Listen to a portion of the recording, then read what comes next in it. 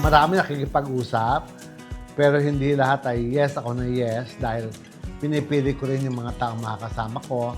Gusto ko yung makakasama ko sila sa maraming bagay-bagay, hindi lamang sa pagkita ng pera, hindi lamang sa hanap buhay, but yung outlook nila sa buhay, yung kanilang pananaw, yung ugali nila. Dahil alam naman natin, ang buhay ay hindi naman pera-pera lang.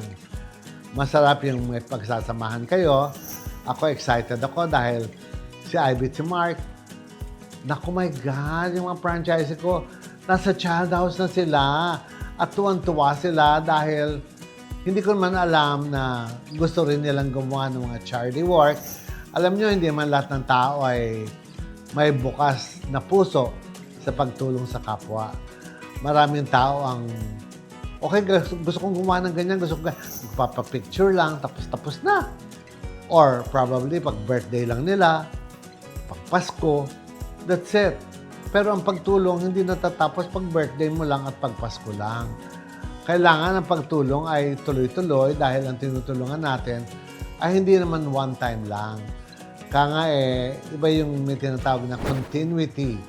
Yung masisiguro natin na pagdating sa dulo ng tulong natin, nakatayo na sila sa kanilang sariling paa, masaya na sila, maligaya na rin sila. And with that, happy na rin tayo.